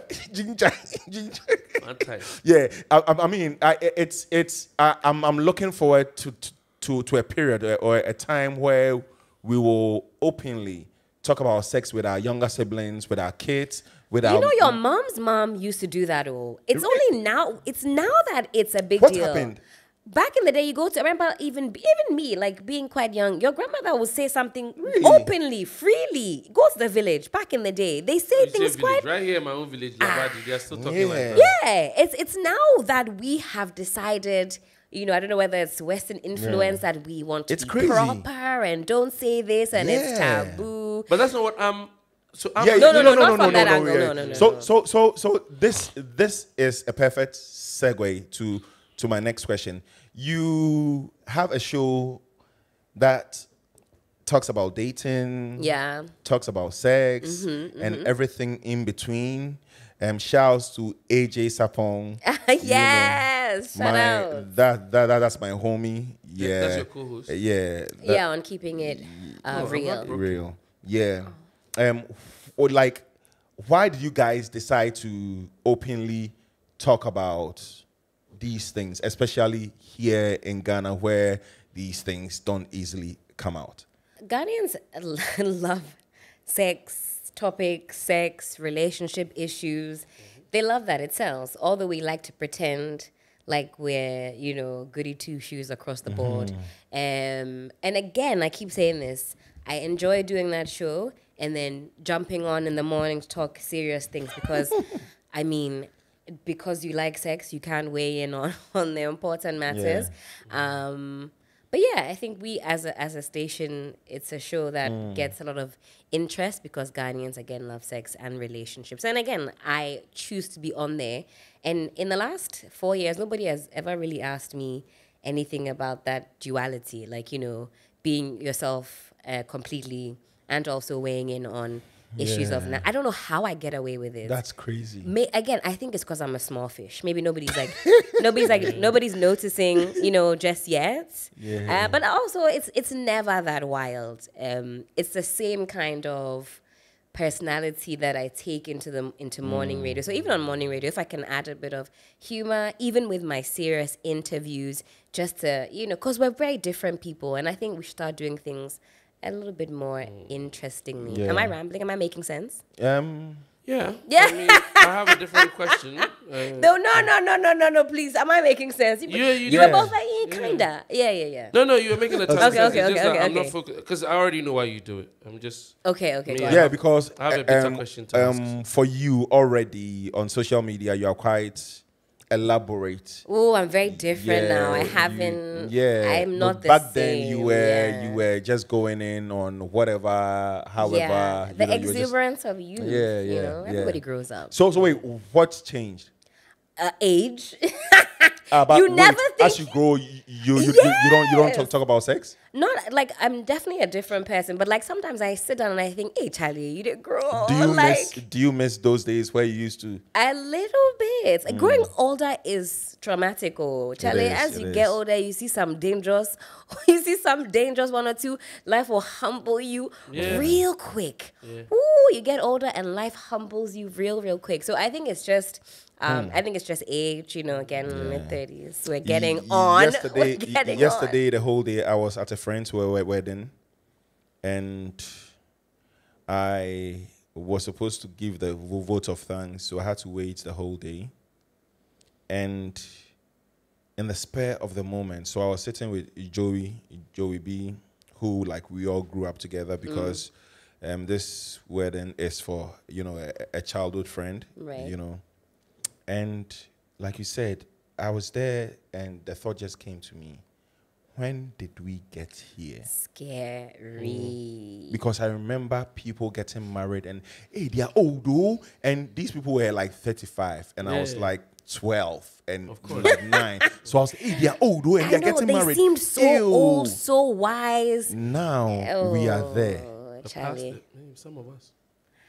Charlie. It's crazy. For me, my biggest thing about aging, and I do, like, I don't actually mind aging. I know women everybody gets a bit weird about aging, but there is something very cool about being older, right? Like, it's an accumulation of experiences and thoughts and, like, I still consider myself young, mid-30s, whatever. Yeah. But even at this age, you kind of feel like a senior on the planet. I don't know if I'm making sense. It's like I'm here. I too am an auntie. Yeah. I've experienced some one or two, and you get to I guess share some of these experiences. Yeah. It's a real privilege to use your own pain, your own life as a teaching moment.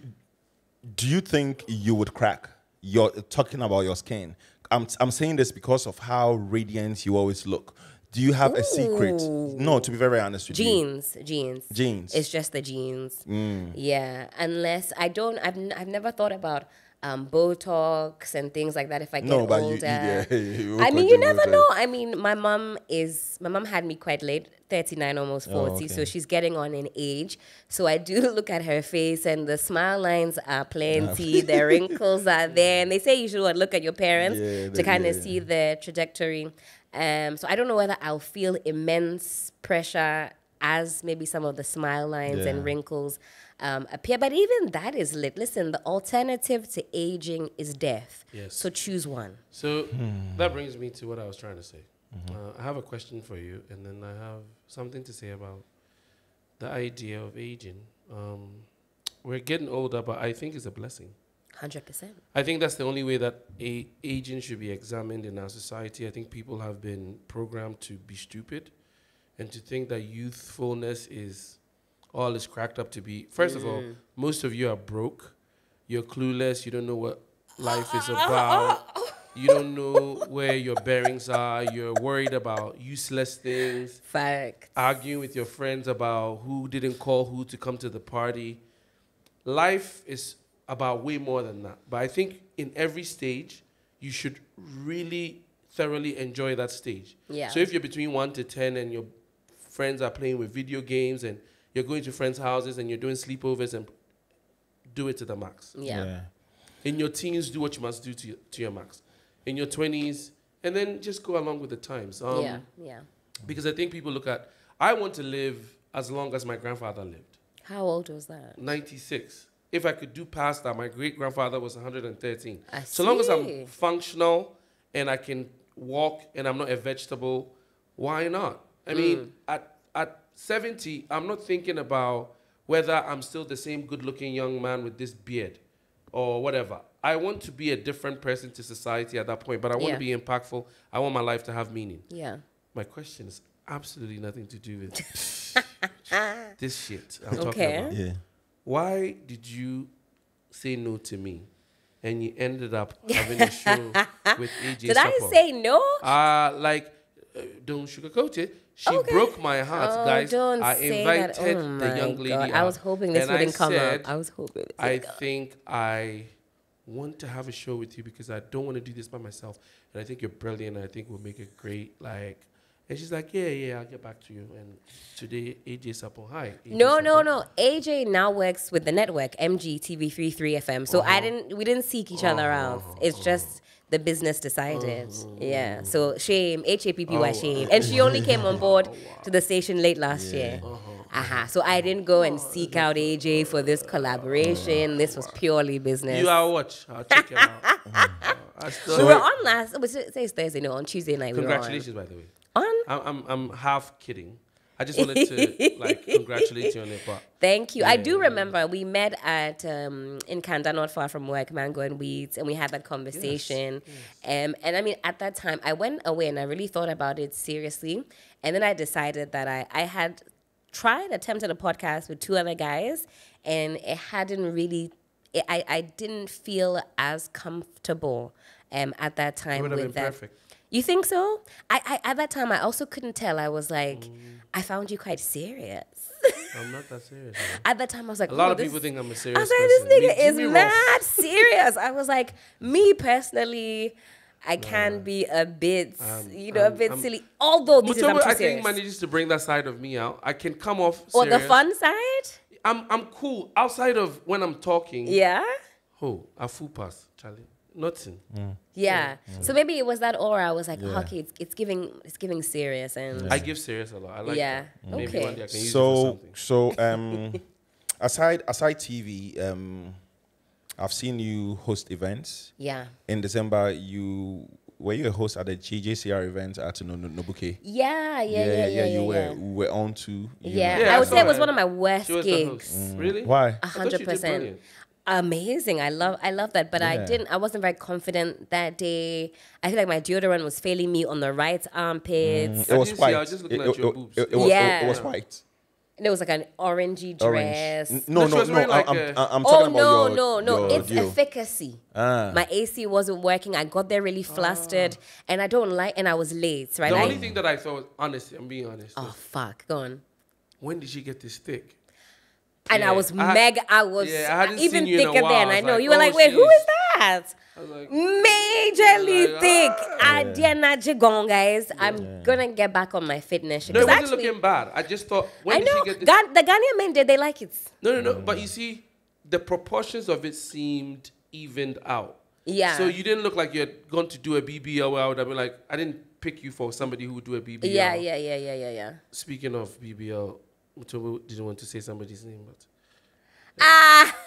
if you do the things that you do, they do the things that they do. That's all I want to say about that. Okay. Right? Because you're in Okay, this. Actually, I have a Shady question Boots. about that. Go I on. mean, My question. Let me finish my no, question. I have a question. Okay, finish. Finish. Okay. You know, how do you deal with the idea? Because your dad said something about Slay Queen. Yeah. How do you deal with the notion, general notion that you girls in media Yeah. are all just sleeping with big men to get by? and you guys are not doing chilling with your life. With You are just collecting money and money and money, and one big man to another big man is just chopping you guys. Yeah. I mean, have you heard that before? Oh, Am I sounding crazy? No, not at all. I Right, get okay. that all the time. Yeah, I'll be honest. I don't think much about it. I don't care. Yeah. I just get up. As you should. I just go on with my work, and I understand where some of the generalizations are coming from. But in all honesty, I don't lose a wink of sleep about it. I don't really care. I mean, sometimes if I say something particularly spicy on the Lady Circle, which is the show I'm on TV3, obviously admin will cut that part. And then, Twitter goes wild. I've been on the receiving end of Is it live? intense. It's not live anymore. It used to be. Okay. So they'll cut the clips and put it on. I've been on the receiving end of intense vitriol. I think it was one of the episodes where I said that the sugar daddies should DG, because very soon there'll be a precedent set in courts where you've made a sugar baby rely on your promises. And there was a case like that. Somebody took their sugar daddy to court. But that's case. I mean, that's a valid. Yes, Like, bro. And I was like, if you people are promising the world, be careful what you do. You go and promise your sugar baby this and that. They rely upon that promise. Maybe one day you could find yourself in a sticky legal. They called me fatherless and motherless for like 48 hours. Wow. And I had day my IO. Somebody put it in my inbox. Hello, do you know they are cooking you? I'm like, That's worse. I was That's like, yeah, worse. thanks. Yeah. Thanks, you bitch. Yeah. Anyhow. So to back sounds up like Fred's Kushi would do. to back up Real Fred's talk. to back up Fred's question. If you are given an amount of money, dope amount of money, to keep quiet, especially on your Twitter. Ooh, Like, how much we yo, talking? like you are bashing us. What you are saying is having an effect on our governance and It's all not. that.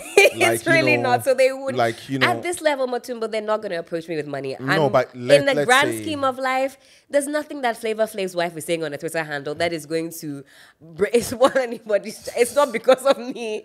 But- so nobody has approached me. I don't think they would. Not at this stage. Really, it can get to a point because you are the one need and But you're he's saying cooking. You are hypothetical. cooking. Oh, Yeah, you're hypothetically? cooking. Ooh. If you are given, like, let's say some cool $2 million. Okay, Ooh. Helen, child, you know what? We see where this is going. We don't want that. Take this money and keep quiet, whether on your Twitter or I'm on taking screen. it. Like, I'm taking it. you are taking $2 million? Do you know how broke I am right now? I mean, Yeah. it would go contrary to the calling in terms of, what I'm doing. But $2 million, would you say no? Who would you say no, Fred? I mean, I'm about to tell you what to do. Uh-huh. Take the 2 million, move back to the UK, and insult them well from there. Yes. The I would safety maybe of- do something like Yeah, that. because some of them are taking our money and taking it to the UK, and they are losing it because they didn't do the proper paperwork. So what is they've already Fred, lost? what are you insinuating? You're I'm just saying, talking in we parables. are hearing about the millions of pounds that people are using to cross borders that are unaccounted for, that the Ghanaian people are losing. So if my Allegedly. sister here, not allegedly, facts. I disassociate myself Yes, please. from She's any not a mom. comments I'm the one who made said about it. Me, I don't have anything you can come and take. But I'm saying that if our sister can get 2 mil, if the Ghanaian citizenry can benefit from the corruption, because at this point, I don't see any hope in anybody, in Misaf. anyone. The water Misaf. is so muddied and dirty. You see, in any system and society, the buck will stop with somebody that everybody knows. Charlie, IGP don't play that too, or so and so doesn't. or play maybe that. the judiciary, Then, that's yeah, your last, but the yeah. entire system. Some of our judges are collecting goat and chicken. So if any citizen stands to benefit from the system, if it's the national pie, I'm not going to ever stand here and tell anyone high-horsedly that, for the moral. No, morals no take this Yeah. country inside. This country Yeah. is, so take the Yeah. money. Simple as that. I think I would $2 million. That's a lot of money, Yeah, and like Charlie. I would. I take the money. Go impact people somewhere else with the money. Send money So to back your to loved my ones. previous question where Fred crossed. Like with your live events, with your live shows, like Yeah. I've seen you on there. I see, how well you do. You are dope. Your voice, Thank number one. you. You are eloquent, number two, and all that. Is a live event something that you also want to pursue, or is something that you take asset when it comes? Ooh, so that I'm pursuing heavy. Why? Is there more money there? Oh yeah, you can make your entire month's salary yeah. times Did 3 you guys see the on podcast people? who The who which Shits guy? and Giggles. Yeah. Live They thing have with- a live tour in the States Sold now. out. Yeah. Sold out. O2, Overseas. Yeah. They've gone overseas as well. They're in Yeah. the States Oh, wow. now. Yeah. Doing a show in the States. Yeah, you can make good bank off some of these live events. So I'm trying to do more of that. I used to be really nervous doing these like live hostings, MC gigs, but I've gotten more comfortable. Do you go through it right before a show? Like, Oh yeah, like I do you definitely. get anxiety? Yeah. Even on live TV, sometimes I want to vomit. But Really? yeah, there are times like before they say and action, I think I'm gonna be sick. I'm gonna be sick. And then we just keep it going. The lights, like I now think about people that used to say things. I used to roll my eyes when people would say, "Oh, as soon as I get on the mic, or they say action, something comes over me and we move." But I identify with wow. that, like and action, and then it's a different person. Yeah, I love that. It's good for it's a good kind of job if you have a lot going on in your life and you're looking for a good distraction, because you have no choice but to be on. You could be. I've had some like really bad, like really down times on like live TV where you have to run and like go and cry in the bathroom, Accra, and then like wipe your eyes and like get back. Really? Yeah, I mean you have a bad day. It's like any client-facing role. If you're working in a bank or even if you have a bad day, nobody gives a shit. You have to sit in front of What? clients, TV, and keep it moving. yeah. Helen, you had a podcast with Joaco. I CYDM. did. CYDM. Check your DM. How did that go? That podcast, you guys stopped. Oh, Charlie. Accra Logistics. So Charlie. you know one person you cheated on me with. I don't even reach the gates. That All right, one go on. was there before we had our chat. So it's an old one. That's Yeah. 2020. Okay. Yeah. So that's before our conversation. That podcast was was dope. lit. It was It a was lot of dope. fun. It was with Ghanaian, and we had one Nigerian musician on there. So it was mainly music stars, I Yeah, think. yeah. But yeah, just based. Oh, everybody. Kitty's been on there. Kojo Q, Miss Charles, Bell. Charles. Who? Charles. Like shout out to them. Shout out! I got it. I had Shout Charles. out. I thought you said Charles. I was like, Charles who? Yeah. I'm one.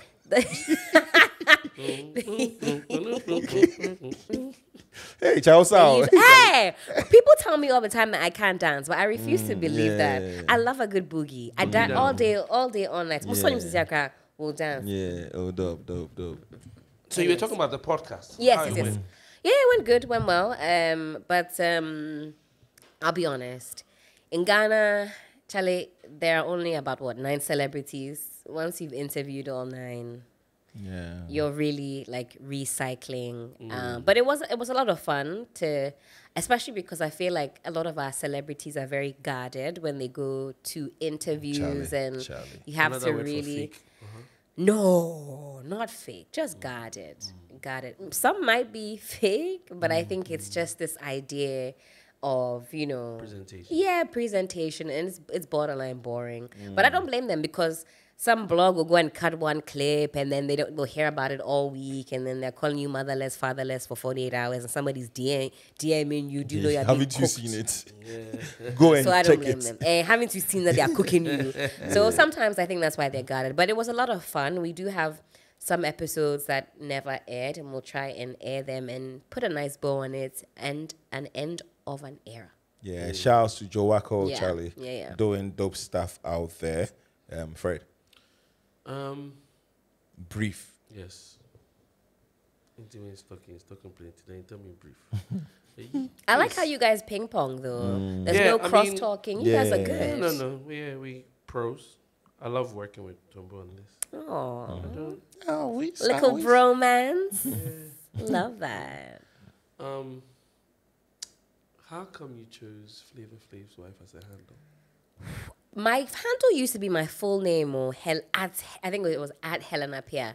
And my mom Googles all her kids. And at that time, early 2011, I was talking super reckless. So she found my account. She was like, "Then okay, kawa internet. So I thought, I'll pick a name that I know she'll never find." At the time, I was watching a lot of Flavor of Love, and I thought he was quite funny.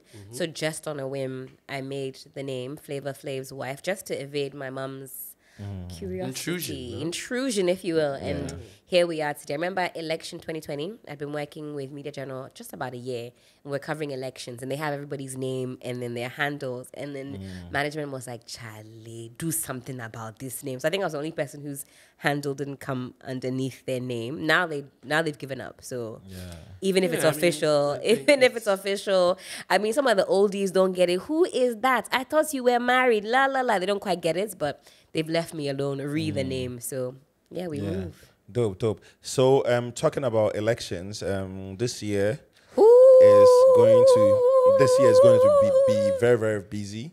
Yeah, because the campaigning is going to start very, very, very soon. And I know that you are going to get busy. Super busy.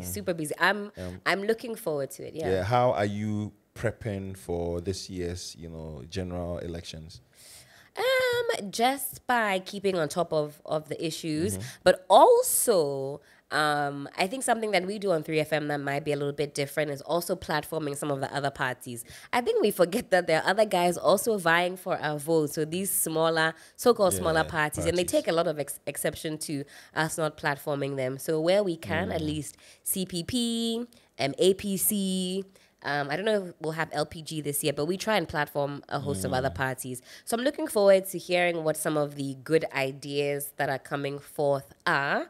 The NDC has outdoored its 24-hour economy. I think it's been embraced with some mixed feelings. That's something that I'm certainly keen on understanding how they want to expand on that. Current NPP parties looking to expand on some of their policies already. So it'd be interesting to interrogate. They've had a few free SHS, but till now nobody has seen the policy document on that one. But one village, one dam, one district, one factory, one constituency. No.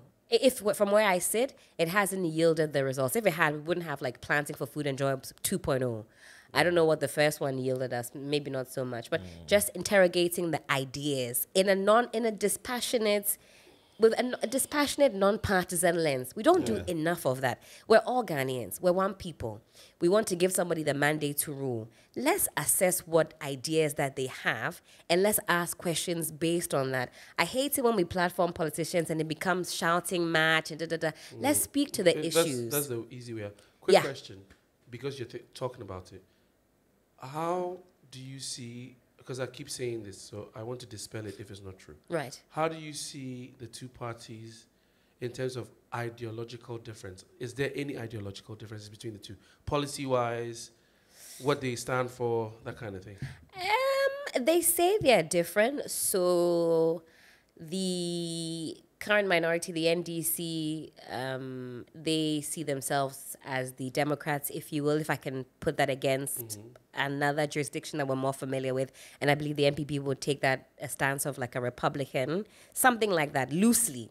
But when it boils down to it, I don't really think on paper or on the ground it really reflects in that way. Policy-wise, I think they're kind of in sync-ish. Say if you look at the broad umbrellas in terms of agriculture, everybody says, oh, yes, we need to put more value on our raw material so that we can export and make more money, as opposed to sending the Westerners our goodies at a reduced price. They go and upscale or whatever and then sell it back to us. All the parties kind of agree that we should be doing that on our own with regards to chocolate, whatever it is.